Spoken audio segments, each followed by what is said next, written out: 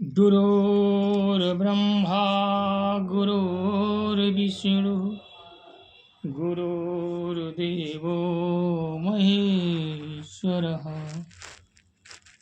गुरुर्साक्षात् परं ब्रह्म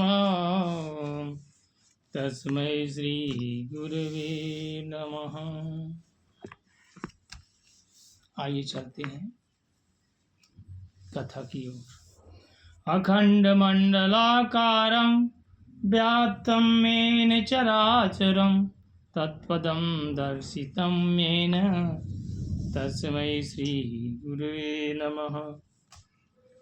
न तपोभिर्न वेदश्च न ज्ञानेनापि कर्मणः हरिर्हिंसाद्यते भक्त्यां प्रमाणं तत्र गोपिकः नृणां जन्मसहस्रेण भक्तो प्रीतिर्हि जायते। कलौ भक्ति कलौर्भक्तिर्भक्त्या कृष्णः पुरस्थितः भक्तिर्द्रोहकराय च ते सीदन्ति जगत्त्रये। दूर्वासा दुःखमापन्नः पुरा भक्तिविन्दुकः अलं व्रतैरलं तैर्थैरलं योगैरलं मखे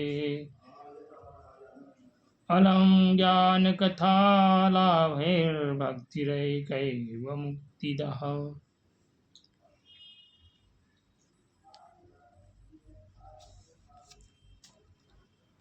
कहते हैं तप, वेदाध्ययन, ज्ञान और कर्म आदि किसी भी साधन से भगवान वश में नहीं किए जा सकते। वे केवल भक्ति से ही वशीभूत होते हैं। इसमें श्री गोपीजन प्रमाण है। मनुष्यों का सहस्त्रों जन्म के पुण्य प्रताप से भक्ति में अनुराग होता है।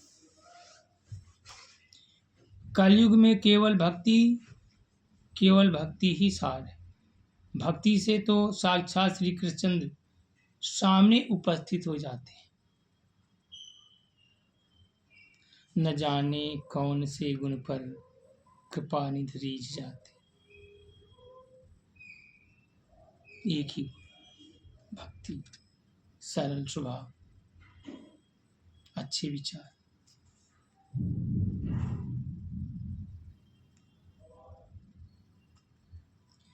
जो लोग भक्ति से द्रोह करते हैं वे लोग लोकों में दुख ही दुख पाते हैं। पूर्व काल में भक्त का तिरस्कार करने वाले दुर्वासा ऋषि को भी बड़ा कष्ट उठाना पड़ा। कितने बड़े ऋषि हैं दुर्वासा, भगवान शिव का अवतार कहा गया है। इसके बाद भी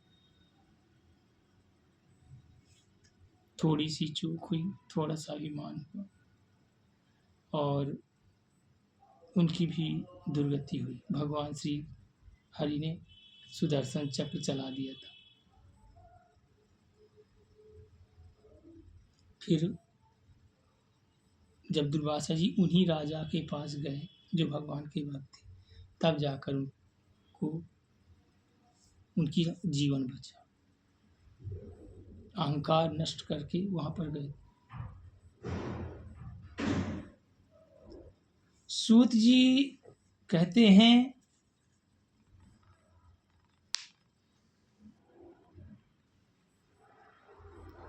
इति नारद निर्वीणीतं सुमहात्म्यं निशम्य सा सर्वांगपुष्टिसंयुक्तं नारदं वाक्यमब्रवीत्। सूत जी ने कहा, इस प्रकार नारद जी के निर्णय किए हुए अपने महात्म्य को सुनकर भक्ति के सारे अंग पुष्ट हो गए और वे उनसे कहने लगे।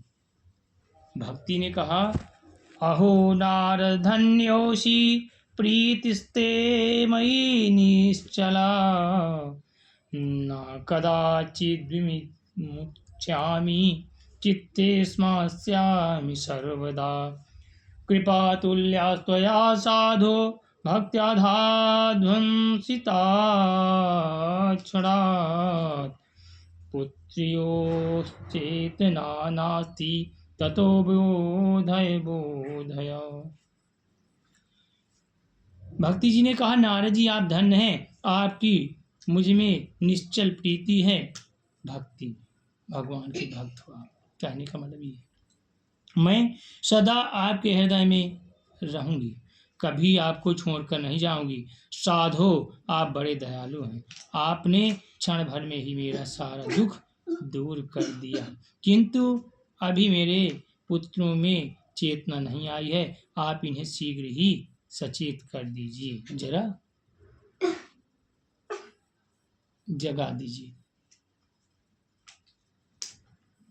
फिर सूत जी ने कहा, तस्वावचः समाकण्ड्यः कारुण्यं नारदो गतः ततो भोजनमारेभिः कराग्रेर्निमर्दयन्त् मुखं संयोज्य कर्णान्ते शब्दमुच्चये समुच्चरत् चरन् ज्ञानप्रबुद्धेतां शीघ्रं देवैराग्ये प्रबुध्यताम्। वेद वेदांत घोषैश्च गीता पाठैर्मुहुर्मुहुर्बोध्यमानो तदा तेन कथां चिन्तोचितो बलात् नेत्रनवलोकन्तो जृम्भन्तो शालवाबुभौ वक्वक्पलितौ प्रायः पुष्पकांत समांगकौ।